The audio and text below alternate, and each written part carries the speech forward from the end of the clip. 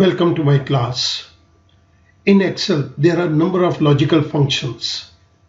We have if function, and function, or function, not function, ifs function, if NA function, if error function, true function, false function, switch function, and the last one is XOR function. In this particular video lecture, our focus will be on OR function. But we will make use of if function as well. This is example 1. तो आइएगा move करते हैं OR function की तरफ। मेरे पास यहाँ पर एक छोटा सा क्वेश्चन दिया गया है। इंग्लिश लैंग्वेज के अंदर there are 26 alphabets A, B, C, D and so on. इनमें से कौन से वॉवल्स हैं और कौन से कॉन्सोनेंट्स हैं, इसको निकालिए। तो यहां पर मैं OR फंक्शन को यूज करूंगा और उसके बाद इफ फंक्शन को यूज करूंगा। लेकिन सबसे पहले हम कुछ मेन पॉइंट्स की तरफ देखते हैं। First, it allows us to choose from multiple conditions. It means कि हमारे पास बहुत सारी कंडीशंस हैं और हमने उनमें से किसी एक कंडीशन को चूज करना है। Second, if any of the condition matches it performs calculation. अगर एक भी कंडीशन मीट अप हो जाती है तो ये उसकी एग्जीक्यूशन कर देगा। Third point, if condition fulfils it gives output as true, otherwise false. अगर कंडीशन फुलफिल हो जाएगी तो हमें आउटपुट ट्रू की फॉर्म में मिलेगी, अदरवाइज आउटपुट फॉल्स में मिलेगी। इसके अंदर फोर्थ पॉइंट है, वी कैन हैव 255 कंडीशंस। ये एक बहुत ही बड़ी चीज है कि आप 255 कंडीशंस के अंदर से अगर आपकी एक भी कंडीशन फुलफिल होती है, OR फंक्शन उसको एग्जीक्यूट कर सकता है। सबसे पहले मैं आपके रेफरेंस के लिए कुछ चीजें क्लियर कर देता हूं। हमारे पास इंग्लिश लैंग्वेज के अंदर 5 वॉवल्स हैं, A, E, I, O and U। English language के अंदर 21 कॉन्सोनेंट्स हैं, जो कि मैंने यहां पर आपके रेफरेंस के लिए लिख दिए हैं। अब प्रॉब्लम यह है कि हमें इन सारे अल्फाबेट में से वॉवल्स अलग करने हैं और कॉन्सोनेंट्स अलग करने हैं।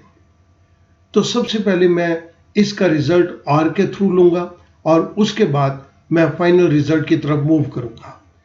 इनिशियल रिजल्ट के अंदर हम OR फंक्शन को यूज करेंगे, तो मैं यहां पर लिख रहा हूं ORR। A3 is equals to double quote के अंदर A, comma A3 is equals to double quote के अंदर E, comma A3 equals to double quote के अंदर I, comma again A3 equals to double quote के अंदर O, comma A3 equals to double quote के अंदर U। स्टूडेंट, मैं आपको ये पहले समझा देता हूं कि ये क्या चीज कही जा रही है। अगर तो ये A है या E है या I है या O है या U है, अगर इन पांचों में से ये कुछ भी है, अगर तो ये मैच करेगा तो ये रिजल्ट हमें दे देगा ट्रू। मैं एंटर प्रेस कर रहा हूं, आप देख रहे हैं कि ये ट्रू आ गया। सेकेंड केस के अंदर ये ना तो A है, ना ही E है, ना ही I, ना O, ना U, तो इसने हमें फॉल्स दे दिया। मैं इसको ड्रैग डाउन कर रहा हूं।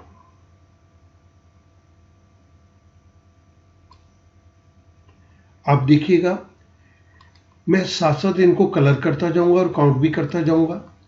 1 true, second true, third, fourth and this is the fifth one. मेरे पास सारे वॉवल्स ट्रू और फॉल्स की फॉर्म के अंदर आ गए। जो ट्रू है वो वॉवल्स हैं, जो फॉल्स हैं वो कॉन्सोनेंट्स हैं। हमने इस इनिशियल रिजल्ट को पाने के लिए जिस पर्टिकुलर फंक्शन का इस्तेमाल किया है वो मैं आपकी रेफरेंस के लिए यहां पर दे रहा हूं। मैं इसी फंक्शन को कॉपी कर लेता हूं। अब मैं फाइनल रिजल्ट की तरफ मूव करता हूं। मुझे रिजल्ट ट्रू या फॉल्स के अंदर नहीं चाहिए था, मुझे तो ये पता चलना चाहिए कि ये वाला अल्फाबेट वॉवल है या कॉन्सोनेंट है।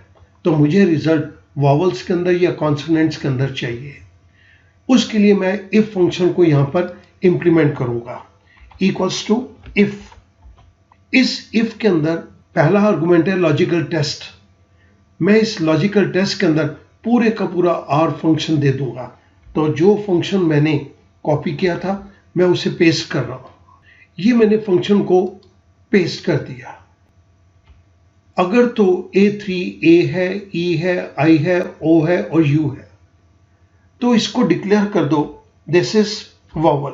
तो मैंने डबल कोट के अंदर डिक्लेयर कर दिया दिस इज वॉवल। और अगर ये A3 के अंदर A भी नहीं है, E भी नहीं है, I भी नहीं है, O भी नहीं है और U भी नहीं है तो इसको डिक्लेयर कर दो डबल कोट के अंदर consonant, double quote close, parenthesis close. यहां पर मैं एंटर को प्रेस करने जा रहा हूं एंड आई प्रेस एंटर। आप देख रहे हैं कि ट्रू के आगे हमारे पास फाइनल रिजल्ट आ गया वॉवल। मैं फिल हैंडल को नीचे की तरफ ड्रैग करता हूं। सेकंड सेल के आगे जहां पर ये फॉल्स लिखा था यहां पे ये कॉन्सोनेंट दे रहा है। इट मीन्स कि बी वॉवल नहीं है। मैं इसको नीचे ड्रैग करता हूं।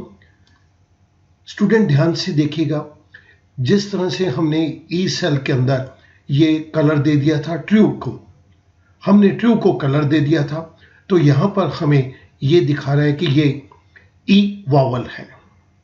मैं इसी को नीचे ड्रैग डाउन करता हूं। Again I is vowel. इसी तरह से मैं इसको नीचे ड्रैग करता हूं तो ये ओ को भी वॉवल दिखा रहा है।